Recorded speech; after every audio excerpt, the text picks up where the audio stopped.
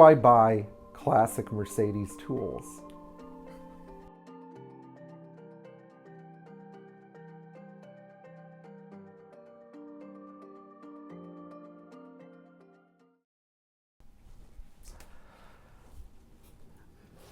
Tools are a very important part of owning these cars, having the right tools.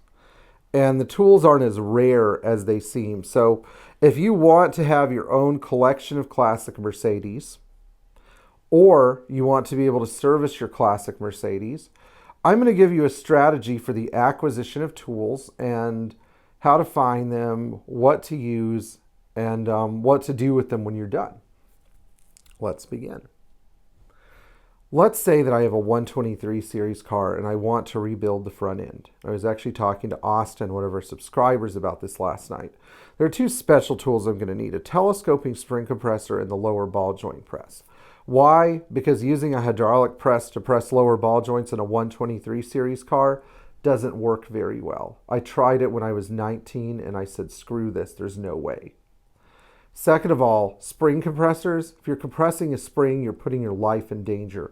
You might as well do it in a way where you don't put your life in danger, so that you could actually drive your car with two arms instead of one, or walk, or not need to be catheterized because it hits you in the, wherever. And that has happened before, by the way.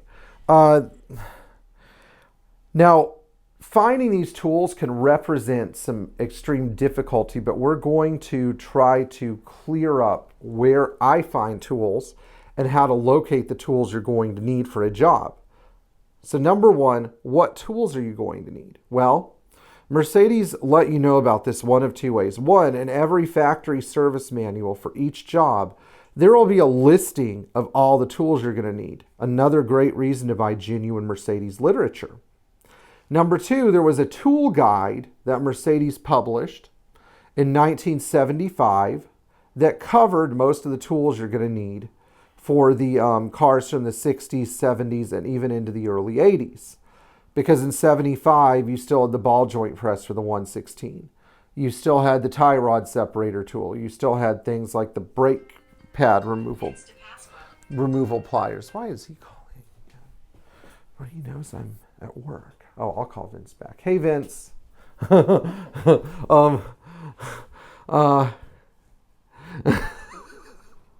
going to have to call him back because I think he's actually helping me find a painter, so that's good. Going back to our topic, though, I have noticed that there is always a tool guide floating around on eBay. So it's special tools for passenger cars. That's the name of the book. And I think there was another one that I'm trying to find the numbers to that was published in the 1980s. Later on, though, all the way up into 140 and 129 production, they did a great job of publishing the tool numbers in the service manuals. Now, where do I go look for tools? Once I found the tool number I need, I'll run a search for it on eBay. Sometimes it might take a few weeks. But you would be amazed how many Classic Mercedes tools there are on eBay. I do it all the time. I go and look all the time. I have a bunch of weird tools. People are like, where do you get all these weird tools from? eBay. There are other ways that to find these tools too. If you have an older shop in the area that used to service Classic Mercedes, but now has moved into the easy money phase, sometimes they have tools that they're willing to sell. Or when a shop closes, or when a dealership closes, or just a dealership. Sometimes they have old tool inventory that they just want to get off the shelf because they're not interested in servicing those cars. It's a great resource.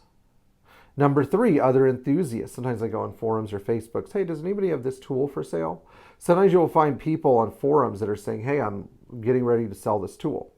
Searchcraigslist.org is another good one. I found tools on there that I've really needed. One time I was on there and I found a guy that was selling quite a few Mercedes tools, and I contacted him and I said, what do you have? And we worked out a deal to buy the whole thing, And I also think it's a good idea to let people know what you're looking for. If you have other friends who are into Mercedes, say, hey, I'm looking to buy tools for this, and this. You never know what you're going to find. I know my friend Greg Blankenship, who watches this channel sometimes, led me to a stash of tools that was about 15 miles north of my shop that had come out of the dealer prep center in Jacksonville. Unfortunately, most of them were 140 tools. Fortunately, they have some other applications where they work, particularly on 124 series cars. So they're not totally useless, you know. Now, one of the things that you must keep in mind when you're looking for these tools is what are you going to do with them when you're done? If you're buying a ball joint press and you might need to do ball joints in 10 more years, it's a good idea to hold the press.